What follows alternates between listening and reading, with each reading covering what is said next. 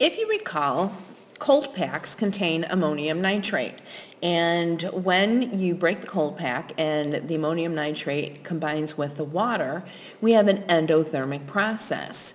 And so heat is taken in from the surroundings into the system, making the surroundings feel colder.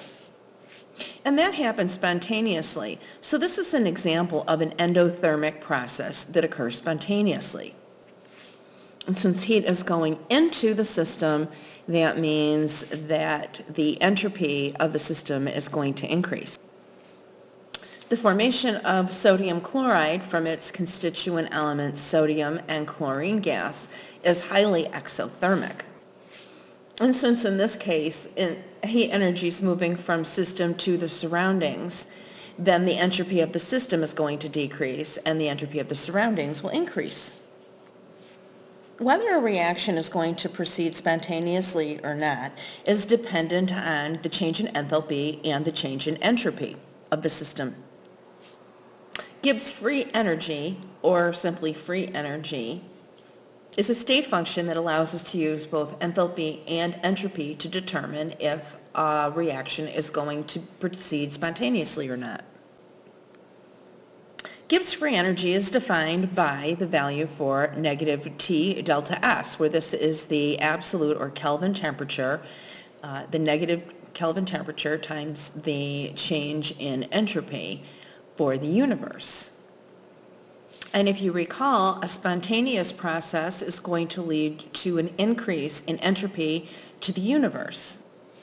So when the delta S for the universe is a positive value, right here, then delta G is going to be a negative value. So if delta G is negative, then that means that the process will be spontaneous. So if the value for delta G is negative, then the reaction in the forward direction would be spontaneous. If delta G is 0, then the system would be at equilibrium, and if the delta G is a positive value, then the reaction is going to be non-spontaneous or spontaneous in the reverse direction. In terms of free energy and equilibrium, in this equation, the formation of ammonia from nitrogen and hydrogen, if the mixture has too much nitrogen and hydrogen compared to the amount of ammonia, then equilibrium is too far to the left. And so ammonia will form spontaneously. If there's too much ammonia in the mixture, then equilibrium's lying too far to the right. And so the ammonia will decompose spontaneously and form nitrogen and hydrogen. Both of these spontaneous processes are considered to be downhill in terms of free energy. When you get to the center here, you're at equilibrium, and your value for Q is equal to your value for K, and your delta G is equal to 0 at that point. In Chapter 5, we learned how to determine the enthalpy change for a reaction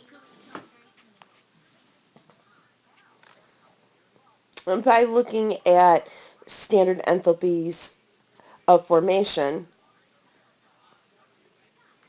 of products minus reactants. Well, we can do the same thing with Gibbs free energy by looking at the free energy of the products minus the free energy of the reactants, where N is the number of moles of products and M is the number of moles of reactants.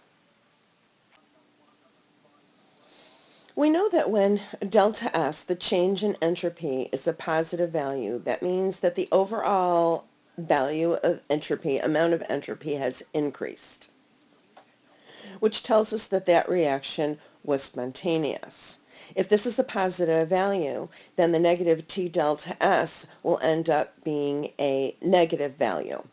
If the delta S is a negative value, that means the overall entropy has decreased, giving us a positive value for negative T delta S, which means that the value of delta H, whether it's positive for an endothermic process or negative for an exothermic process, is going to determine what our value of delta G is going to be. So if the change in enthalpy is a negative value, that's related to an exothermic process. If the delta S is a positive value, that indicates an increase in entropy, which also denotes a spontaneous process. And so when delta H is negative and delta S is positive, delta S being positive is going to give us a negative value here.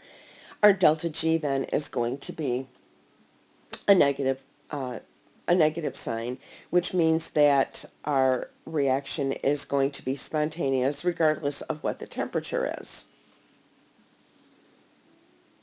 If our delta H is a positive value, indicating that it's an endothermic process, and our delta S is a negative value, meaning that the overall entropy has decreased, a negative value for delta S is going to give us, for negative T delta S, a positive value. And so a positive value for delta H and a positive value here is going to give us a positive value for our delta G, meaning that our reaction is going to be non-spontaneous regardless of what the temperature is. Now when it comes to a situation where we have a negative delta H, meaning an exothermic process, paired with a negative delta S, meaning a decrease in entropy, then it's going to depend on the magnitude of the temperature.